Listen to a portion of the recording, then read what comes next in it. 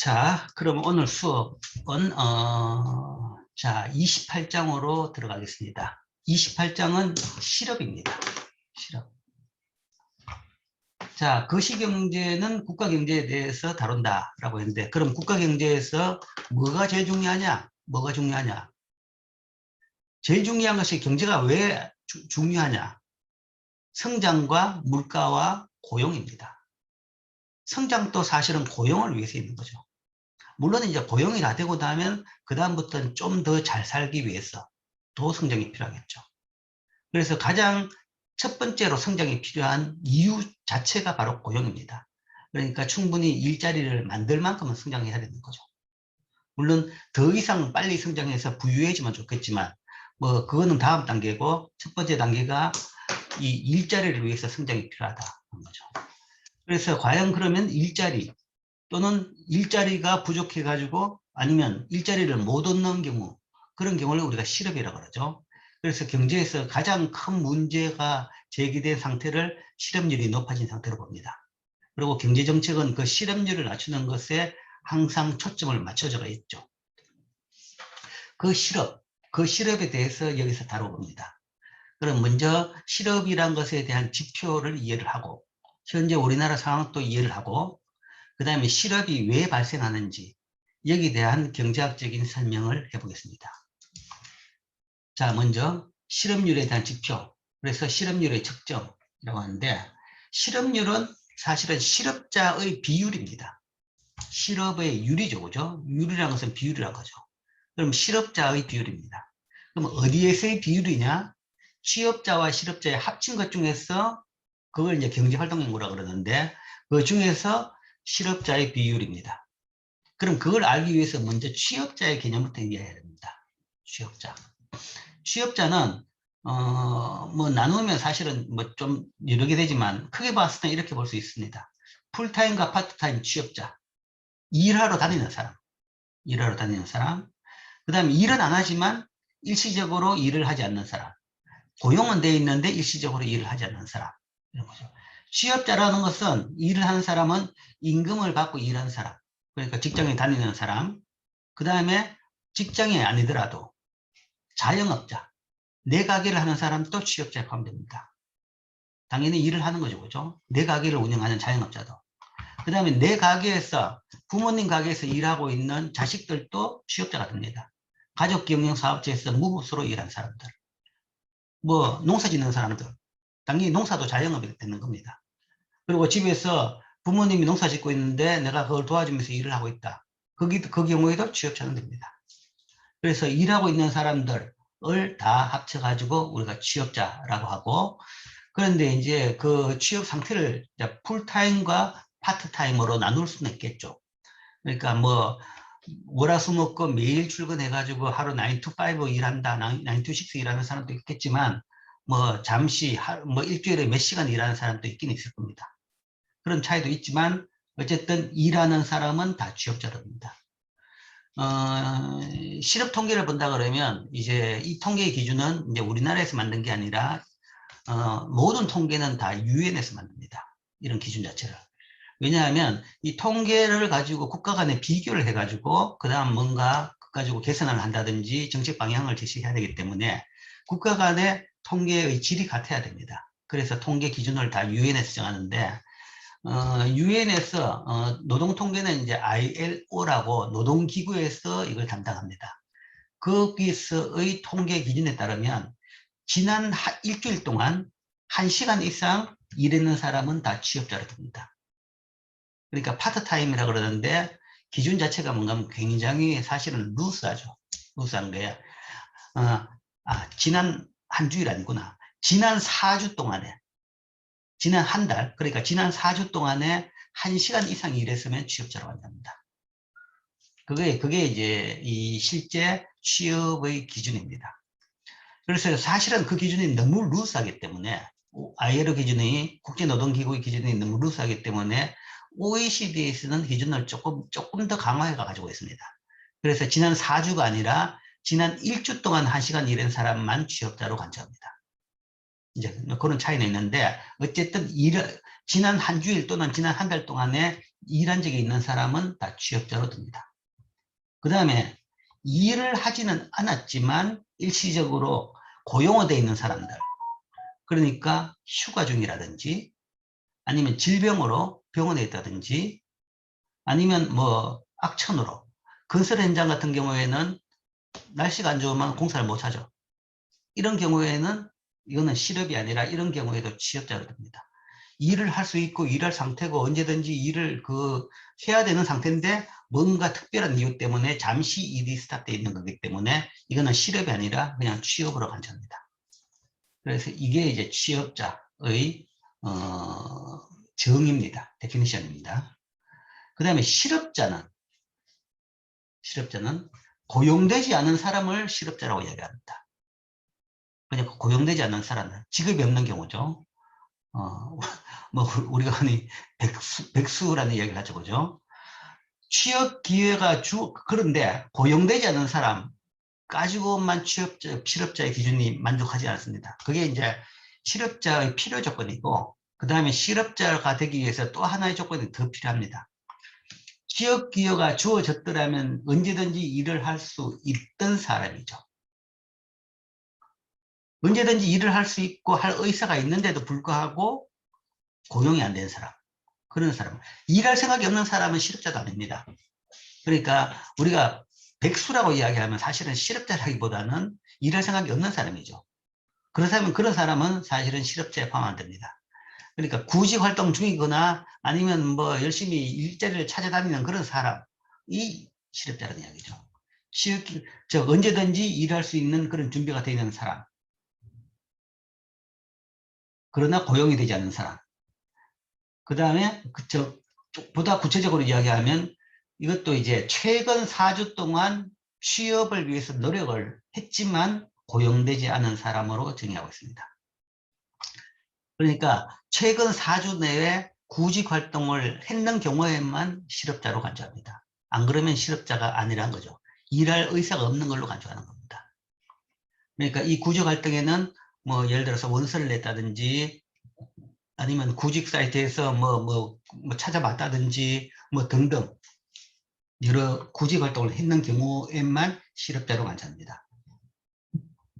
또한 일시 해고된 상태에서 다시 취업하기를 기다리는 사람도 실업자 속에는 포함됩니다.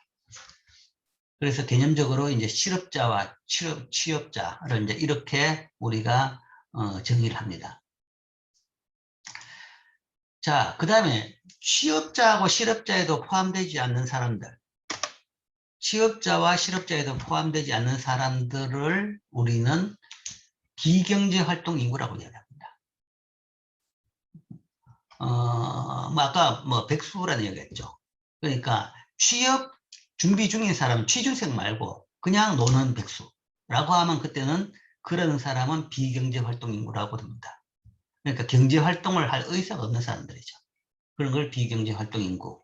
취업자에도 실업자에도 포함되지 않는 사람을 들고, 그런데 이 비경제활동 인구를 구성하는 대부분은 그런 백수는 아주 소수고 대부분은 이제 뭐 뭔가 선택적인 구조적인 부분에서 이런 기능을 하는 사람들입니다. 여러분들은 다 비경제활동 인구입니다. 학생이죠. 학생은 일을 해야 되는 것이 아니라 공부를 하는, 뭐 나중에 일을 잘하기 위해서도 그렇지만 어쨌든 그 미션 자체가 일이 아니죠. 그렇기 때문에 학생은 비경제활동 인구에 듭니다. 물론 학생 중에서도 아르바이트를 해가지고 아르바이트를 했다. 그러면 이 조사를 할 경우에 나는 취업자라고 디클레어 할 수는 있습니다. 나는 취업자라고 해가지고 내 자신은 그렇게 할 수는 있는데, 그 취업자가 아닌 경우에도, 그런 아르바이트를 아닌 경우에도 학생은 실업자가 아니라는 얘기죠. 학생은 그냥 비경제활동인 겁니다. 그 다음에 전업주부는 뭐 일은 집에서 많이 하죠. 그래서 전업주부도 비경제활동, 뭐 용어가 좀 이상하죠. 전업주부도 사실은 이 가사 활동이라는 게 경제활동 인구라고도 볼 수 있는데, 이제 전통적인 개념으로는 비경제활동 인구에 넣습니다. 그 다음에는 이제 은퇴자 또는 쉽게 이야기하면 이 나이가 많이 드신 분들. 은퇴자 같은 경우에는 일을 못 하는 거죠. 그리고 일을 다 했고 더 이상 안 하는 이런 분들. 이런 분들이 비경제활동 인구에 듭니다. 뭐 어쨌든 비경제활동 인구는 아까 말한 대로 실업자와 취업자를 제외한 모두입니다. 모두인데 그 중에서 이제 큰 부분을 차지하는 이 성격을 보니까 학생, 주부, 은퇴자 이제 이게 많더라라는 얘기죠. 뭐 갈수록 이제 이 은퇴자가 많아집니다. 뭐 고령화 사회, 노인이 많아지면 이 중에서 뭔가 하면 이 부분이 제일 커지겠죠. 제일 커지겠고. 뭐 이게 상당히 컸는데, 그 다음에 요즘에는 이 학생의 비중은 점점 줍니다. 죽은 것은 인구 구조상, 그러니까 이 젊은 사람 수가 전체 비중이 줄고 있는 거죠. 그래서 학생의 비중이 줄고. 그 외에 이제 디테일하게 이야기한다 그러면, 뭐 여기서 뭐 재소자 같은 경우에도 이 비경제 활동 인구에 들죠. 뭐 일을 못하고 감옥에 있으니까. 그 다음에 군인. 직업군인은 당연히 취업자입니다. 직업군인은 그게 직업이죠. 그러나 여러 남학생 같이 뭔가 하면 이 징병제로 군대 갔는 사람은 이 비경제 활동 인구에 포함됩니다.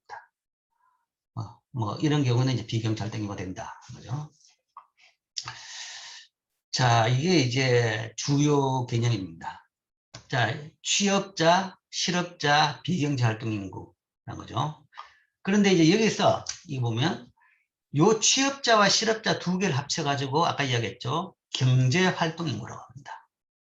이 두 개를 합치면 경제활동인구고 그 다음에 비경제활동인구 이렇게 되는 거죠. 자, 그 다음에 이제 이 지금 취업자, 실업자, 경제활동인구를 이야기할 때 비경제활동인구를 이야기할 때 여기에 포함이 안 되는 부분이 있습니다. 이 고용 데이터를 이야기할 때 기준은 첫 번째는 뭔가 성인인구에 대해서 다룹니다. 고용을 일을 하는 사람이라 생각하면 어린이를 보고 일을 시키는 것은 그거는 도덕적으로 아니면 뭐 바람직하지 않는 거죠. 그래서 유아 노동은 뭐 세계적으로 불법입니다.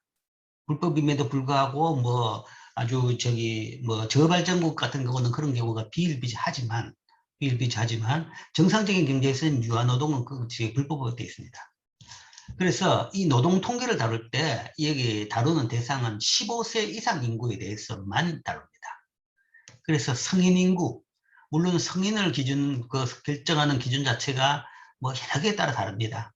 술 마실 수 있는 성인 인구, 뭐 아니면 뭐 예를 들어서 투표할 수 있는 성인 인구, 어떤 거는 18세, 어떤 거는 19세 뭐 다 다른데 이 노동에서의 이 고용에 포함되는 성인 인구는 15세 이상 인구를 대상으로 합니다. 그 대상으로 해서 하면 취업자나 실업자나 비경제활동인구 셋 중에 하나에 들어가는 거죠. 그래서 지금 여러분들은 대부분이 학생 또는 아르바이트 하고 있으면 취업자 뭐 이럴 겁니다. 아르바이트 하면 취업자로 분류될 수가 있고 아니면 비경제활동인구로 학생으로 되는 거죠. 그래서 성인인구는 이 셋 중에 하나에 다 무조건 포함된다 라고 볼 수 있습니다. 자, 그러면 현황으로 데이터를 한번 봅시다. 뭐 이거는 이제 미국 거니까 빼고, 자, 우리나라. 자, 우리나라 데이터로 보면 2020년 기준으로 봐서 작년 기준으로 15세 이상 인구가 4,400만입니다. 4,478만입니다.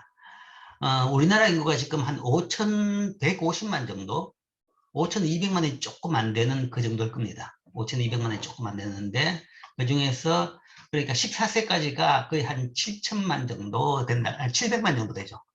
14세까지가 700만 정도가 되고 그 다음에 그 이상이 뭔가 15세 이상 인구가 4,478만 명입니다.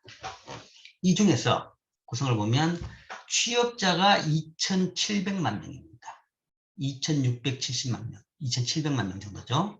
2,700만 명 정도고 그다음 실업자가 1,100만 명 정도입니다. 1,100만 명 정도고 비경제활동 인구가 1,677만 명입니다. 여기에 이제 뭐 은퇴 아니면 노인들, 전업주부, 학생 뭐 등등 이 얘기 되겠죠. 그리고 이제 소위 어린이들은 여기 이 안에 포함 안 되어 있습니다. 요거는 15세 이상 인구에 대해서만 이야기한 거죠. 자, 그게 이제 현재 현황입니다. 이 현황이고, 그럼 이 데이터를 가지고 우리나라의 실업률을 계산해 봅시다. 자, 실업률이라는 것은 이제 정확하게 이제 정리를 하죠. 실업률은 이제 이렇게 정리가 되는데, 이 정리를 하기 위해서 이미 말을 했지만, 경제활동 인구, 경제활동 인구라는 것은 취업자와 실업자의 합으로서 취업자와 실업자를 더한 숫자입니다. 그래서 여기서 이야기했죠. 취업자 2690만 명에다가 실업자 1108만 명을 1100만 명을 합치면 2800만 명이죠. 그러니까 우리나라에서의 경제활동 인구가 2800만 명이다. 2800만 명 중에서 내가 말을 잡고 100만 명이죠. 그죠? 110만 명, 실업자가 110만 명입니다. 2800만 명 중에서 110만 명이 취업을 못하고 있는 겁니다. 실업자죠. 그러니까 일을 할 의사가 있는데 일자리를 못 가고 있는 경우다. 실업률이라는 것은 경제활동 인구에서 실업자가 차지하는 비율입니다. 그래서 경제활동 인구 2800만 명 중에서 실업자 110만 명에다가 율로 하기 때문에 100분율로 나타냅니다. 그래서 곱하기 100을 합니다. 그러면 그게 이제 실업률이 되는 거죠. 그래서 현재 우리나라의 실업률은 아마 3.몇% 정도 될 겁니다. 이렇게 해볼까요? 10 나누기 2200 3.9% 정도 됩니다. 지금 현재 3.9%. 네. 최근에는 이제 작년 2020년은 코로나 때문에 실업률이 꽤 높았습니다. 특히 자영업 부분에서 뭐 식당이랄까 아니면 제일 이제 타격이 많은 것이 관광산업이죠. 거기서 실업자가 굉장히 많이 발생했습니다. 그래서 좀 높아져 가지고 3.9%. 정상적인 상태, 뭐 뒤에 배우겠지만 자연 실업률이라 그러는데 정상적인 상태라 그러면 우리나라 실업률은 한 3, 4% 정도. 그 정도가 가장 정상적인 상태라고 봅니다. 그런데 거기에 비해서 이제 3.9%라는 것은 코로나 사태 때문에 일시적으로 꽤 높아진 상태다라는 정도로 볼 수 있습니다. 자, 실업률은 그렇게 계산한다. 자, 실업에 관해 가지고 가장 이제 중요한 지표가 실업률이죠. 근데 하나 더 있습니다. 하나 더 설명을 하는데 실업률 가지고만 해가지고 고용 상태를 정확하게 설명을 못 해내더라라는 문제가 있어가지고 우리가 또 하나 추가로 보는 것이 경제활동 참가율입니다. 이것은 성인 인구 중에서 경제활동 인구가 차지하는 비율로 나타냅니다. 전체 성인 인구, 아까 우리나라 4,400 몇만 명이 70만 명이었죠, 그죠? 그 중에서 경제활동 인구, 실업자, 취업자를 합친 비율, 이걸 경제활동 참가율이라고 합니다. 자, 이걸 왜 보냐 그러면 실업률만 본다 그러면 실업률이 떨어지면 무조건 좋다. 그러면 경제가 좋아졌다라고 볼 겁니다. 근데 실업률이 떨어짐에도 불구하고 고용 사정이 안 좋아진 경우가 있습니다. 실업률이 하락함에도 불구하고 자, 실업률이 떨어졌는데 이거 왜 떨어졌냐? 실업자가 줄어서 떨어졌지만 경제활동 인구도 같이 줄 수가 있다는 거죠. 같이 줄었다 그러면 실업자가 조금 줄어도 뭐 경제활동 인구가 그만큼 안 줄어도 그 반만 줄었다 그래도 그거는 고용 상태가 안 좋은 겁니다. 그러니까 경제활동 인구가 그대로 있는 상태에서 실업자 수가 줄면 실업률이 떨어져 가지고 좋은 상태, 일자리가 더 많이 늘어난 거죠. 일자리가 더 많이 늘어났는데 실업자가 줄었지만 경제활동 인구도 같이 뭐 절반만이라도 줄었다 그러면 그만큼 일자리가 줄은 겁니다. 일자리가 줄었기 때문에 고용 상태가 안 좋은 거죠. 그렇다 그러면 실업자가 왜 줄었냐 그러면 경제활동 인구가 줄었기 때문에 실업자가 준 겁니다. 즉 실업되어 있는 사람 중에 일부가 뭔가 하면 실업을 포기하고 비경제활동 인구로 가버리는 거죠. 그런 사태가 발생하는 것은 많은 경우가 구직활동이 힘들어가 포기를 하는 경우입니다. 우리나라에서 이제 그런 것이 이제 심각하게 문제가 제기되고 경제활동 참가율이 이제 이걸 봐야 되겠다라고 이제 그렇게 된 계기가 금융위기 때 1997년, 98년 금융위기. 97년 말부터 발생한 금융위기로 실업률이 뭐 엄청나게 올랐습니다. 97년, 96년만 해도 우리나라 실업률은 1.9% 정도였습니다. 1.9, 2%가 안 됐죠. 전 세계적으로 유례없이 실업률이 낮은 나라였습니다. 그러다가 금융위기가 난 뒤에 실업률이 5%대로 올랐습니다. 그러니까 실업자가 뭔가 하면 배 이상 늘었죠. 두세 배, 2.5배 이상, 2.5배 거의 3배 정도까지 늘었습니다. 그런데 이제 그래서 뭐 열심히 구조조정도 하고 뭐 여러 가지 뭐 그 복지제도도 다시 만들고 여러 가지 일을 했죠. 일을 해가지고 몇 년 동안 뭐 특히 이제 환율이 급등해서 원화 가치가 엄청 떨어져가지고 이제 수출이 잘 되다 보니까 이제 경제가 조금 회복되는 뭐 기미도 보였습니다. 보였는데 그러니까 98년, 99년 한 2000년 되니까 실업률이 떨어지기 시작해요. 실업률이 떨어지기 시작하니까 이제 5% 돼 있는 실업률이 4%로 떨어지기 시작합니다. 그러니까 이제 경제가 좋아지네 라고 생각했죠. 그런데 사람들은 다 못 살겠다 그러고 있는 겁니다. 근데 실업률은 떨어져요. 이제 그게 왜 떨어지냐라는 걸 보니까 이제 그때 그런 현상이 생긴 겁니다. 많은 사람들이 그때 이제 구조조정으로 실업에 많은 사람들이 소위 비경제 활동 인구로 구직 활동을 포기해 버리더라 하는 거죠. 그러니까 금융위기 같이 아주 엄중한 뭐 경제 난이 발생하고 나니까 일자리를 찾기가 굉장히 힘든 거죠. 그래서 한 1, 2년 하다가 포기한 사람들이 많이 발생하더라. 특히 이제 그게 그때 이제 여성 경제 참가에서 이제 큰 문제가 생겼는데 97년, 95년부터 1990년대 들어가가지고 그때부터 우리나라도 여성의 경제활동 참가가 굉장히 높아지기 시작했습니다. 뭐 옛날에는 뭐 80년대만 해도 대학 졸업하면 여자들은 그냥 시집 간다라고 생각했는데 이제 90년대부터 여학생들이 대학에도 많이 오고 대학을 졸업하면 이제 뭐 직장에 취직을 하는 것이 이제 거의 이제 새로운 그 트렌드로 됐는 그런 상태였습니다. 그랬는데 그래가지고 이제 여성 취업률이 한참 올라가고 있는데 97년 금융위기로 엄청난 구조조정을 하다 보니까 구조조정 과정에서 여성들이 더 취하겠다라는 거죠. 그러니까 여성들이 훨씬 더 많이 구조조정이 됐다. 뭐 특히 이제 그 대표적인 것이 이제 은행인데 은행이라는 것은 뭐 그전까지만 하더라도 평생 안전한 직장의 대명사였죠. 그런데 뭐 제일은행 같은 큰 은행조차도 문을 닫으면서 그러다 보니까 많은 은행들이 구조조정을 통해 가지고 직원 수를 줄였는데 누굴 줄일까? 그러니까 고양이 목에 방울을 끄는 거죠. 그러니까 그때 제일 먼저 타겟되는 것이 뭔가 하면 부부 직원 중에서 한 명. 뭐 이렇게 나오는 거죠. 부부 둘이가 같은 은행에 있다. 그러면 둘 중에 하나. 뭐 이런 식으로. 뭐 물론 이제 아닌 사람도 있지만 그렇게 되면 그런 경우에는 대부분 뭔가 하면 여자가 사표를 내는 경우가 많더라라는 거죠. 그러니까 은행도 창구에 여자 직원들이 많이 있었죠. 그래서 이제 그렇게 구조조정 당하는 경우는 많은 경우 뭔가 하면 다시 구조 활동하는 것보다는 그냥 완전히 뭐 이 경제활동 인구에서 빠져버리는 그런 일이 생긴 겁니다.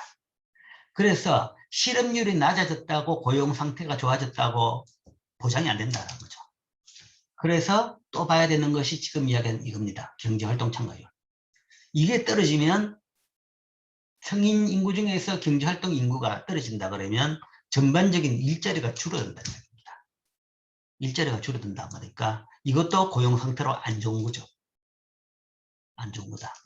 그래서 이것도 같이 본다는 거죠. 성인 인구 중에서 경제활동 인구가 차지하는 비율. 이게 변화가 없고 실업률이 떨어지면 고용 상태가 좋아지는 거고 실업률 떨어지고 이게 같이 떨어진다 그러면 고용 상태가 안 좋을 수가 있으니까 다시 점검을 해봐야 됩니다.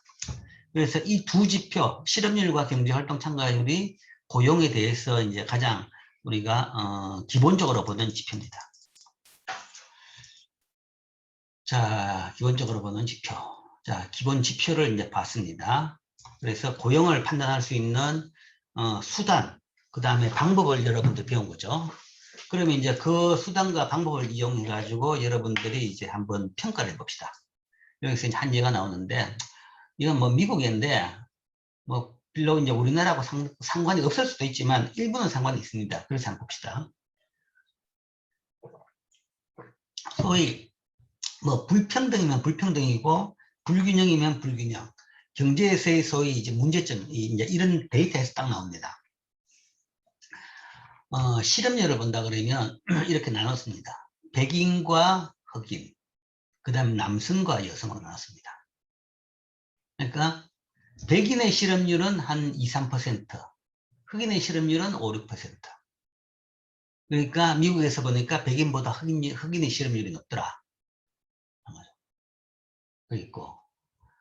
그러나 성별 차이는 뭐 크지 않더라. 조금 있는데 크지 않더라. 2.83, 5.6, 5.4. 뭐 오히려 뭐 흑인 같은 경우는 여성의 실업률이 낮습니다. 그렇죠?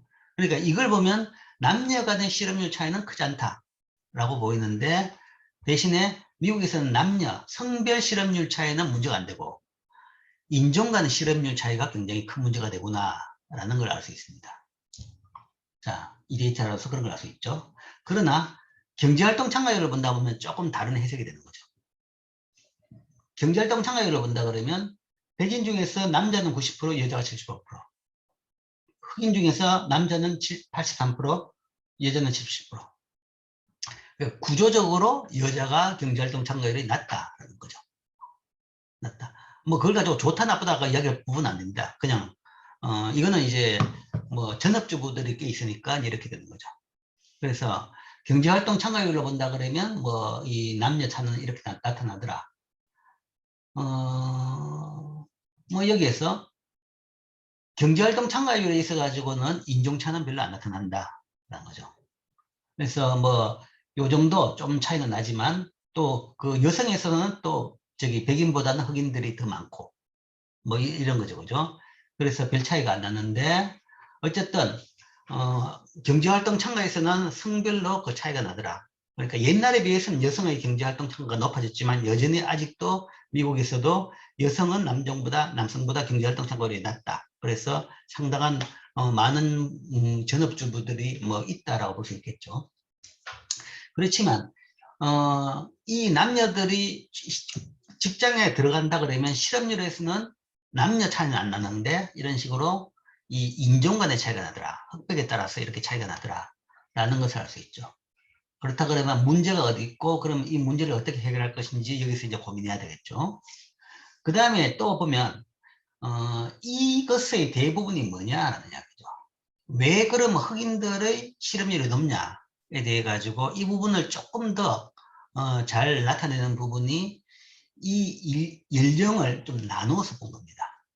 10대를 보면 10대의 미국 10대의 실업률과 경제활동 참가율을 본다 그러면 경제활동 참가율은 뭐 별 차이가 없습니다.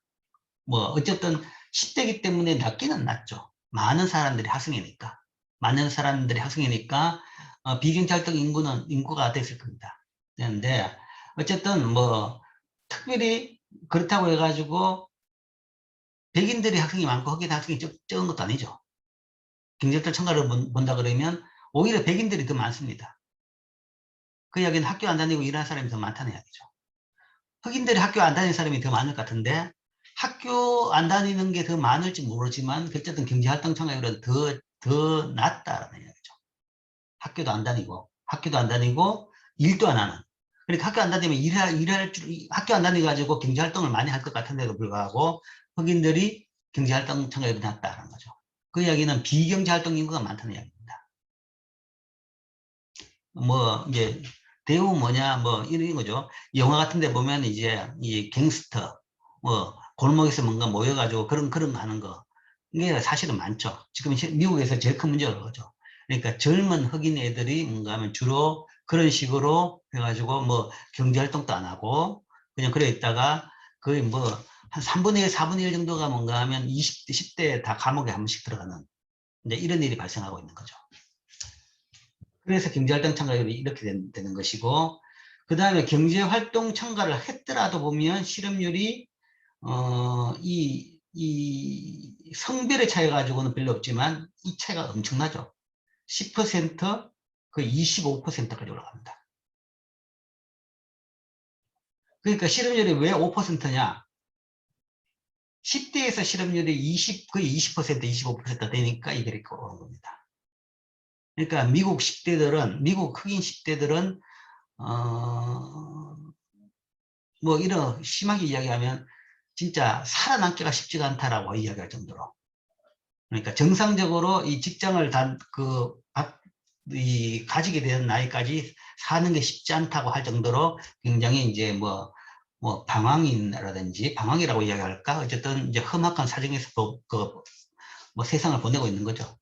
그래서 이런 걸 보면 이제 뭐 과연 그 나라에서 어디에 문제가 있는지 그것을 이런 데이터를 통해 가지고 우리가 알 수가 있습니다.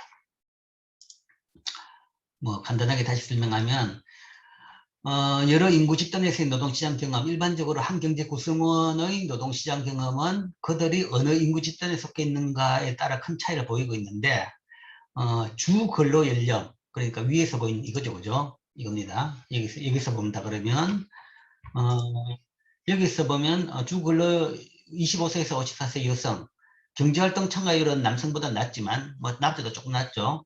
일단 참가한 여자의 실업률은 남성과 비슷하더라라는 겁니다.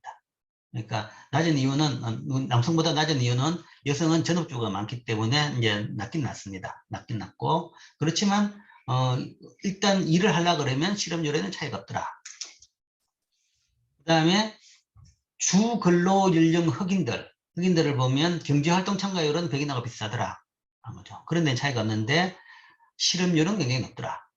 싶고 그다음에 이게 실업률이 왜 이렇게 높냐에 대해 가지고 좀 더 보니까 10대만을 보니까 10대 청소년을 대상으로 보니까 전체 인구 평균치에 비해 가지고 여기서 흑인들의 실업률이 굉장히 높더라 라는 것이 하나가 있고 그 다음에 10대 전체를 다 통틀어가 본다 그러면 전체 인구 평균치에 비해서 경제활동 참가율이 낮게 나타난다.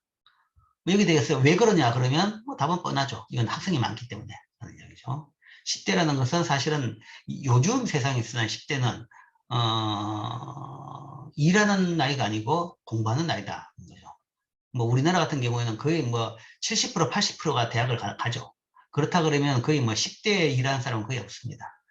10대라 그러면 뭔가 하면 빨라봐야 고졸 해가지고 바로 일한다 그래도 뭐 18세 19세 정도가 되는 거죠. 그렇고 그러나 이제 일을 하려고 해도 실업률은 굉장히 높더라라는 거죠. 자, 그게 이제 이런 데이터를 통해서 알 수 있는 것입니다. 자, 우리나라입니다. 그래서 이제 미국이 아니라 우리나라도 요 비슷한 우리나라에는 뭐 인종적인 문제는 없죠. 그렇기 때문에 그 부분을 우리가 이 성별로만 한번 봅시다. 성별로 본다 그러면 경제활동 참가율이 한 이렇더라. 남성이 72%, 여성이 52.8%. 그러니까 우리나라도 여전히 차이가 나죠. 차이가 나고 미국보다 더 차이가 납니다. 그러니까 전업주부가 많죠. 그리고 일단 구직전선에 접어들면 뭐 두 실업률은 별 차이가 없더라. 라는 거죠. 남자고 여자고. 뭐 굳이 이야기하면 0.1% 정도인데 이제 별 차이가 없더라. 그 다음에 이제 10대 성인 인구 중에서 10대를 본다 그러면 경제활동 참가율은 우리나라는 미국보다 훨씬 낮죠. 미국은 뭐 3, 40% 냈죠. 그죠? 그런데 우리나라는 7.2%밖에 안 됩니다. 그러니까 미국은 아직도 대학교 진학률이 30%, 40% 정도밖에 안 됩니다. 근데 우리나라는 7, 80%가 되니까 이렇게 경제활동 인구 참가율이 낮은 거죠.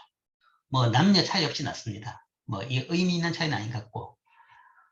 그러다 이제 여기서 10대에서 이제 일하겠다는 사람도 있죠. 이제 그런 사람들을 본다 그러면 뭐 실업률은 전체 실업률보다는 조금 높습니다. 조금 높은 편이다. 라는 거죠. 우리나라는 사실은 뭐 이 데이터에서는 크게 뭐 문제가 되는 걸로 보이는 건 아닌 것 같습니다. 자, 그 다음에 실업률의 추이를 한번 봅시다. 실업률의 추이를 보면 시계열적으로 어떤 변화가 있었느냐. 자, 일단 미국 걸 보면 이제 보다 긴 데이터가 있기 때문에 잘 활용할 수 있는데 이 빨간 선이 실업률입니다. 빨간 선이 실업률이고 이게 이제 퍼센트죠. 그러니까 변동이 심합니다.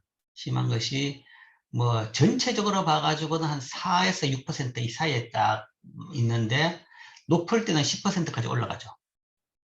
올라가고 낮을 때는 뭐 3%대까지 떨어지기도 합니다. 자, 그래서 여기 타란선은 뭐냐 여기 대해서 자연 실업률이라고 태그를 붙여놨는데 이제 나중에 배우겠는데 이제 가장 실업의 소위 앵커가 되는 중심이 되는 부분입니다. 쉽게 생각하면 그냥 평균적인 추세다, 실업률의 추세 정도다라고 생각하면 됩니다. 뭐 자연 실업률을 계산하는 방법은 여러 가지가 있는데 좀 긴 기간 동안의 평균값으로 계산해 버리는 게 가장 간편합니다. 그러니까 긴 기간의 평균. 왜냐하면 일시적으로는 이런 식으로 변동이 심하죠. 변동이 심하지만 전체적으로는 이 사이에 있더라. 그럼 이 사이 수준을 보는 거죠. 그게 이제 자연 실업률인 겁니다. 전체적인 추세를 나타내는 선이다. 이렇게 일단 지금 단계에서는 이해를 합시다. 여기 나와 있네요. 요 정의부터 봅시다. 자연 실업률이라는 것은 실제 실업률이 상승 하락하는 기준이 되는 정상적인 실업률입니다. 정상적인 실업률이고, 그러니까 정상 상태의 실업률이다. 또는 우리가 이걸 가지고 완전 고용 실업률이라고 합니다. 일하고 싶은 사람은 대부분 다 일할 수 있는, 일하는 상태라는 거죠. 그렇다고 실업률이 0%는 아닙니다. 완전 고용이라는 개념 자체가 실업률이 0을 이야기하는 건 아닙니다. 0을 이야기하는 것이 아니고, 기본적으로 어떤 사회든지 실업은 바람직한 부분이 꽤 있습니다. 왜 실업 자체가 뭔가 하면, 뭐, 구직 과정에서 실업이 발생합니다. 구직이라는 것은 내가 더 좋은 직장을 찾기 위해 가지고 구직을 하는 거죠. 그거는 본인을 위해서도 필요하고, 그 다음에 사회적으로도 이 사람이 보다 더 적절한 직장으로 옮기는 것이 더 바람직할 수가 있는 겁니다. 그래서 그런 구직 과정에서 실업이 발생하는 실업을 우리가 마찰적 실업이라고 하는데, 그 정도 실업이 있는 것은 그거는 정상적인 상태라고 합니다. 그러니까 그 정도의 실업만 있는 상태를 우리가 자연 실업률이라고 합니다. 그래서 가장 정상적인 실업 상태. 그렇다 그러면, 자, 이게 이제 우리나라의, 이 미국에서의 자연 실업률이다 그러면, 여기에서 위로 벗어났다 그러면, 자, 실업이 문제가 됐다. 고용 전선의 사이레 2%다라는 거죠. 반대로 이것보다 밑으로 갔다.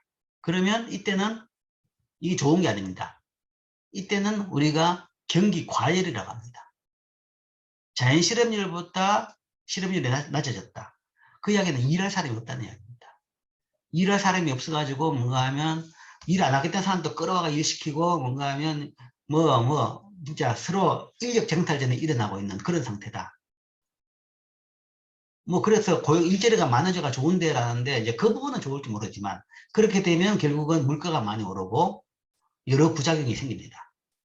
그래서 그런 상태를 우리가 경기 과열이라고 하죠. 그래서 이것보다 이런 밑으로 떨어지면 경기 과열, 이것보다 이게 위로 떨어지면 이제 불황이라고 이야기하죠. 불황이라고 이야기합니다. 물론 이제 뭐 요 근처에서 조금 움직이는 큰 문제가 아닌데 이렇게 위로 크게 올라갔는지 밑으로 크게 떨어진다 그러면 그때는 이제 좀 문제로 보는 거죠. 그래서 이게 앵커라는 이야기는 가장 기준선이고 우리가 달성해야 될, 정책적으로 달성해야 될 목표 수준이다 라고 보면 되죠.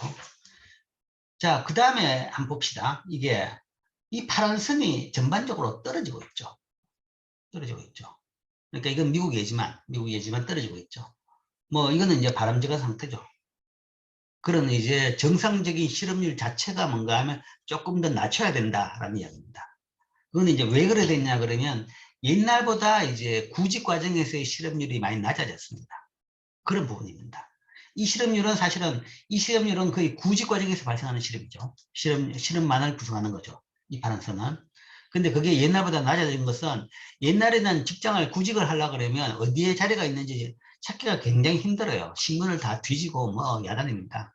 그리고 딴 지역에 있는 건 잘 모르고.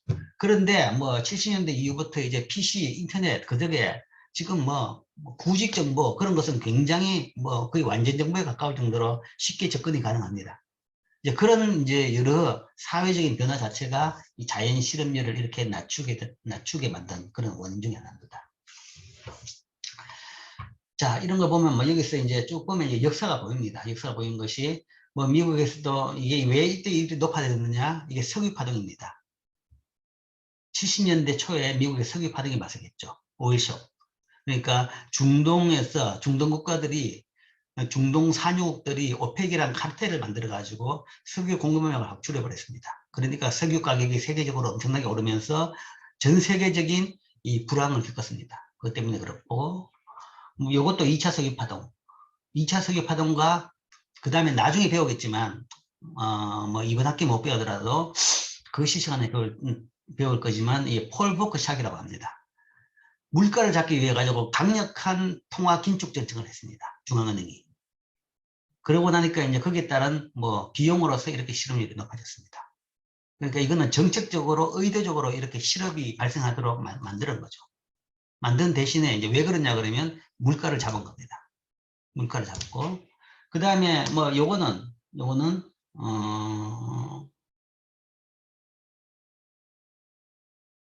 요거는 뭐더라? IT 버블 붕괴 뭐 그때 됩니다. IT 버블 붕괴. 아 그렇죠. 이거 미국 금융위기네요. 딱 그. 그러니까 이게 2006년 7년부터 시작해가지고 발생했던 세계적 미국 서브프라임 모기지발 세계적인 금융위기. 그걸로서 실업률이 이렇게 올라온 겁니다. 올랐고 이제 요 뒤에 안 나왔지만 사실은 여기다 최근 데이터가 있다 그러면 최근에 이보다 더 올랐어요. 코로나 때문에. 그러면 이제 코로나 피크가 이제 다음에 하나 더 추가가 될 겁니다. 그런 식으로 이런 데이터를 보면 아 역사적으로 어떤 일이 생겼구나라는 것을 이제 알 수가 있는 거죠. 우리나라의 실업률을 봅시다. 우리나라 실업률은 일단 앞에 이 데이터가 보면 제일 큰 차이는 레벨이 굉장히 낮아요. 미국은 4에서 6 사이고 뭐 10까지 올라갔지만 4에서 6 사이죠. 우리나라는 레벨이 어디냐 그러면 뭐 2에서 4 사이 정도다. 특히 이때는 굉장히 낮죠. 아까 이야기했죠. 97년에 1.9%였다. 이때는 거의 뭐 2%가 채 안 됐습니다. 자, 그렇게 어쨌든 낮았다. 여기서는 2에서 4% 사이에 됐고, 그 다음에 이렇게 피크로 쳤다가 다시 뭔가 하면 이 정도가 있다. 이 정도가 있다는 것은 뭐 미국에 비해서 이게 변동은 적죠. 변동은 적기 때문에 정상적인 상태를 파악하는 건 더 좋을 겁니다. 이 정상적인 상태라는 것은 요 수준이 어디냐 그러면 3에서 4% 사이인 거죠. 3에서 4%. 3.5 전후라고 보면 됩니다. 뭐 좀 미치냐 미냐 그건 왔다 갔다 하지만 그 정도가 우리나라 정상적인 상태고, 즉 우리나라는 실업률에 크게 뭔가 하면 변동이 크지가 않았다. 그렇죠? 단, 자 이게 왜 이렇게 됐느냐, 그 다음에 여기서 이렇게 떨어졌느냐, 막 이런 설명이 필요하겠죠.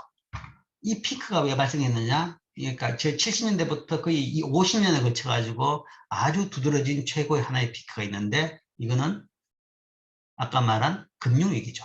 우리나라 97년에 발생한 1997년 말에 발생했던 금융위기 때문에 실업률이 이렇게 올랐다는 거죠. 거의 7%까지 올랐네요. 아까 말한 대로 뭐 은행 또 구조조정을 하고, 우리나라 3대 재벌 중에 하나인 대우그룹이 완전히 공중분해가 되고, 뭐 국제그룹 많은 대기업들이 공중분해가 되고, 그 다음에 많은 이제 뭐 금융기관부터 많은 이제 그 회사들이 그 부도 상태에 빠졌죠. 그 때문에 이때 짧은 시간 동안에 2%대의 실업률이 딱 2.0%대, 1.9%대의 실업률이 7%까지 올랐습니다. 올랐다가 이제 국난을 극복을 하면서 점점점 정상화되면서 이렇게 떨어졌죠.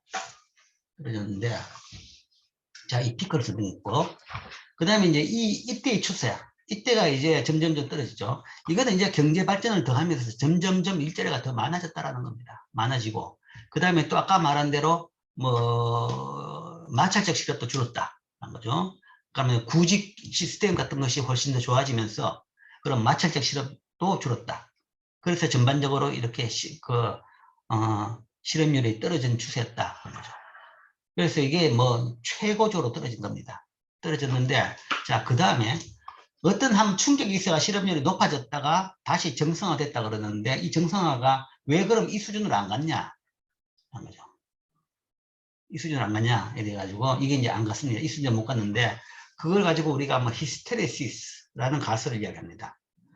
안 가는 것이 이제부터 뭔가 하면 한번 이 경험을 통해 가지고 우리나라 경제 체질이 바뀌어 가지고, 체질이 바뀌면서 실업률 자체가 올라가 버렸습니다. 마찰적 실업률 자체가 올라갔습니다. 체질이 어떻게 바뀌었냐 그러면, 이때까지만 해도 우리나라는 종신고용 관행이었습니다. 대학교 졸업하면 기업들이 다 와가지고 뭔가 뭐 어떻게든 면접을 해가지고 한 회사 들어가면 그때부터 정년퇴임할까지 있는, 그게 이제 종신고용 관행이었습니다. 관행이었는데, 금융위기가 딱 생기고 나니까 종신고용 관행은 어디든지 사라져버린 거죠. 왜냐하면 뭐 기업이 망해가지고 해산하면 할 수 없지만 안 망했는데 이제 구조조정이라고 해가지고 사람을 줄이는 거죠. 그러다 보니까 사람들이 야, 평생 한 직장에 내가 충성할 이유가 없구나. 언제든지 사정이 안 좋으면 직장에서 나가야 되는 거구나. 라는 걸 알게 된 거죠. 더 이상 한 직장에서 뭔가 하면 충성할 필요가 없겠구나. 라는 게 생기고, 그 다음 기업들도 옛날에는 뭔가 하면 충격이 있더라도 어지간하면 그냥 뭐 구조조정 안 하고, 구조조정이랑 그전에 개념도 없었으니까. 다들 뭔가 월급을 깎더라도 같이 갔습니다. 같이 갔는데, 이제는 월급 깎아버리면 당장 나가버리고, 그냥 뭐, 기업들도 뭔가 하면 경제 변화에 따라 가지고 신축적으로 안 움직이면 당장 도태가 되는 거죠. 그러니까 기업들도 이제 신축적으로 거기에 따라서 사람을 뽑고 아니면 사람을 줄이고 아니면 더 많이 뽑고 이렇게 하게 되는 거죠. 그 다음에 이제 그렇게 뽑게 될 때, 사람을 뽑게 될 때, 이제 사람들의 이제 하는 현상 중에 하나가 기업들이 요즘에는 이제 많이 달라진 것이 대졸자를 뽑는 것이 아니라 경력직으로 뽑는다라는 거죠. 사람을 이제 많이 뽑게 되니까 경력직으로 뽑게 된다.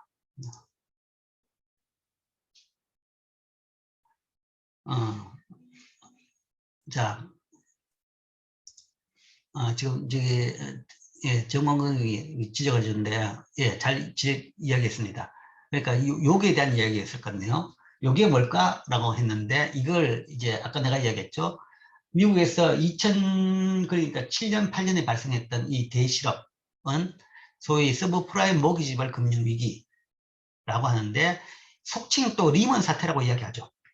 속칭 리먼 사태라고 이야기하는데 뭐 리먼 사태라고 이야기한 건 사실은 그건 보다 정확한 정의는 아닙니다. 정확한 정의는 아니고 시작에 이렇게 이제 문제가 생긴 것은 부동산 거품이 생겼고 그러니까 부동산에 대해 가지고 서브프라임 등급 그러니까 저신용자까지 부동산 대출을 해줘 가지고 다들 부동산 투기를 하도록 만들었기 때문에 거품이 생긴 것이고 당연히 저신용자들이 부동산 투기를 했다 그러면 계속 올라야지 그러면 보는데 그게 안 오르면 그때부터는 그 사람들은 부도가 나가지고 소위 서브프라임 모기지발 이제 금융위기가 발생한 거죠.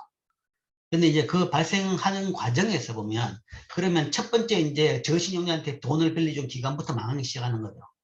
그래서 망하기 시작하는데 그 중에서 이제 리먼 브라더스라는 이 4대 투자는 중에 하나가 망하고 나니까 이거는 도저히 그냥 시장 논리로 그냥 놔두고 가자가 안 되겠다라는 정도로 이제 심각성을 인식하게 돼 가지고 국가가 개입해서 완전히 이제 떨어고치는 그런 계기가 된 거죠. 그래서 이제 사실은 리만은 투자은행 중에서 제일 근시한 은행입니다. 제일 이미지가 좋고. 그러니까 4대 투자은행이 있는데 그 중에서 한 3위 정도, 2, 3위 정도 하는 건데 뭐 다른 세계가 망하더라도 리만이 망할 거라고 사람들이 생각을 안 했죠. 근데 리만 브라더스가 망하고 나니까 야, 리만이 망하면 세상이 망한다 라고 생각을 하고 라는 생각을 하게 될 정도가 됐죠. 그러다 보니까 이제 더 이상 이거는 간과할 수 없는 상태다 싶으니까 이제 미국에서 중앙은행이 돈을 퍼붓고 정부에서 뭔가 하면 완전히 돈을 퍼부어가지고 어쨌든 그 사태를 수습을 하는 거죠.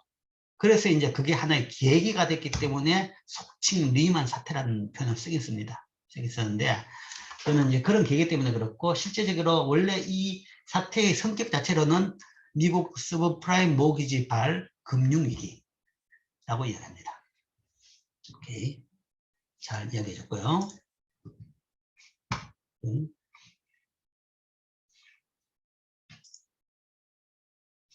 네. 자, 그리고 우리나라는 이제 여기서 이렇게 실업률이 떨어졌고, 이게 금융위기로, 이제 우리나라도 이때 97년에 금융위기를 겪었죠. 한번 겪어가지고 올라갔다가 정상화됐는데, 이게 이 수준보다 낫다. 이 수준보다 이렇게 안 낮아지더라. 라는 것은, 아까 말한 대로 이제 종신고용 관행이 없어지고, 이제는 이제 구인 과정에서, 이제 보통 사람들이, 그러니까 종신고용 관행이라 그러면 평생 구직을 한 번 합니다. 한 번 하는 거죠. 그런데 지금은 뭔가 하면 구직을 평생 서너 번 정도 한다라고 생각하는 거죠.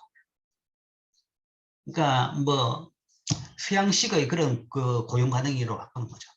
그러면서 어느 정도 되면 뭔가 회사 나와가지고 딴 회사로 들어가면서 월급을 더 높이 부른다든지, 더 한 단계 높여간다든지, 그런 식으로 이제 사람들이, 그 회사 바꾸는 일을 많이 하게 되더라.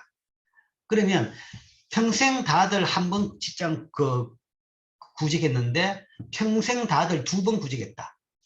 그러면 구직 기간이 배로 늘어나는 거죠. 그러면 마찰적 실업이 배로 늘어나는 겁니다. 그러면 실업률이 높아지는 거죠. 그런 이유 때문에 이제 실업률이 높아진 겁니다.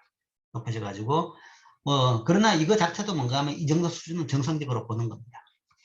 그래서 이렇게 높아졌다. 라는 이유를 하죠. 자, 여기까지가 이제 실업률의 이제 추세. 얘기하겠죠.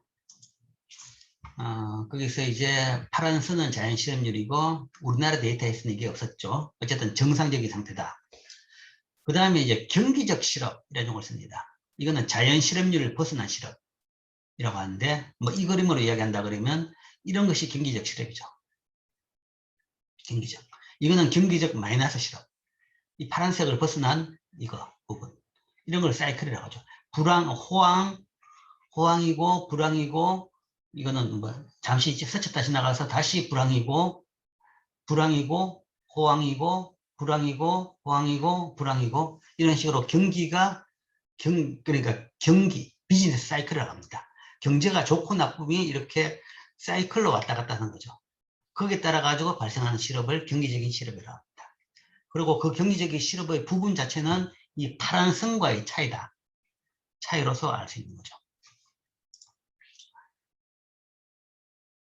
자, 그 다음에는 이제 뭐 역사에 대한 이야기를 잠시 하는데, 뭐 여성 경제활동 참가율.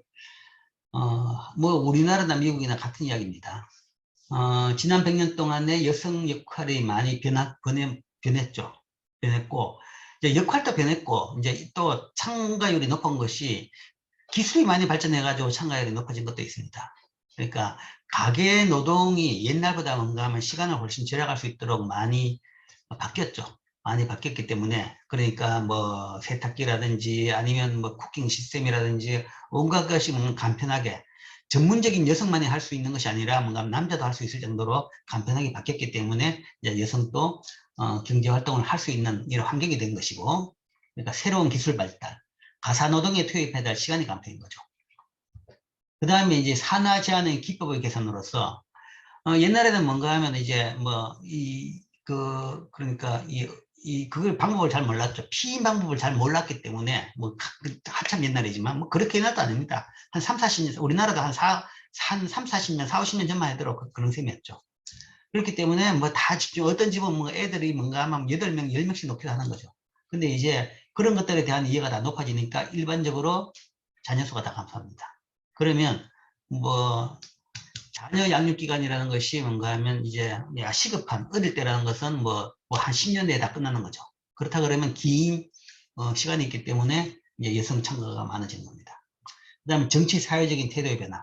그러니까 뭐 옛날보다 뭐 남녀 차별이 많이 없어지는 거죠. 없어지면서 이제 여성의 진입 장벽이 많이 낮아지는 그런 변화. 이런 것 때문에 여성의 경제활동 참가율이 굉장히 높아집니다. 미국도 그렇고 우리나라도 그렇고 그런 상태죠. 그런데 반면에 남성의 경제활동 참가율은 하락하고 있습니다.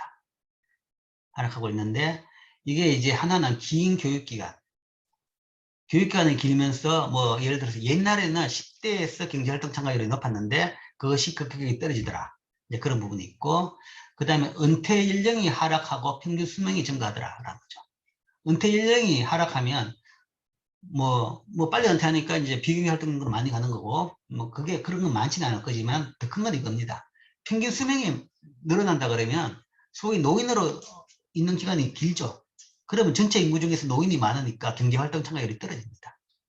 고령화가 되면 경제활동 참가율이 떨어지는 거죠. 그 이야기는 결국은 이제 경제활동하는 사람들이 부양해야 될 비율이 점점점 늘어난다라는 그런 문제가 있죠. 그 다음에 이제 여성 취업 증가로 가정에서 자녀를 양육하는 남성도 늘어나고 있더라. 현재 우리나라도 그렇죠. 그러니까 출산휴가는 여자만 가지만 출산휴가도 같이 남자도 출산휴가 같이 해줍니다. 그리고 육아휴가라고 해가지고 남자도 육아휴가가 됩니다.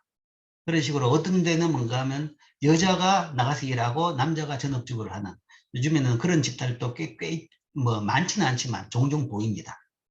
그런 식으로 옛날 같은 전통적인 성의식에서 바뀌면서 여성의 경제활동 참가율은 높아지고 남성의 경제활동 참가율은 뭐 뚜렷하게 떨어지는 건 아닌데 옛날보다는 조금은 떨어지고 있습니다.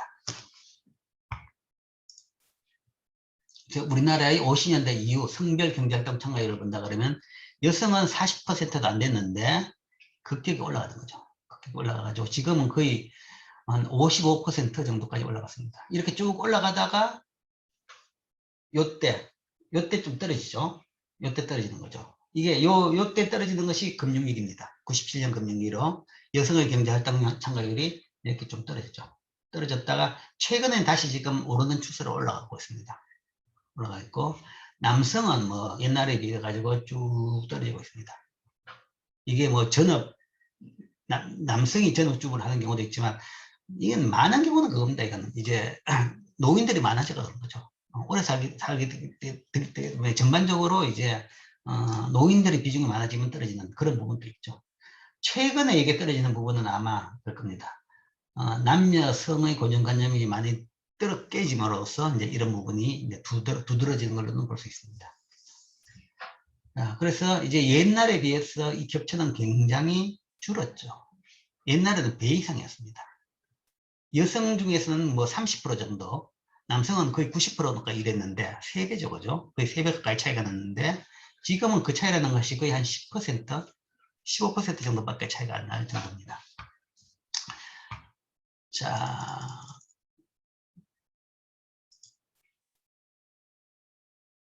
이건 미국이네요. 미국이고, 우리나라예요. 네, 잠깐만요. 이건 미국이고, 우리나라는 70년대부터, 그렇지. 우리나라는 됐다 70년대 그렇지. 뭐, 어쨌든 추세는 비슷합니다.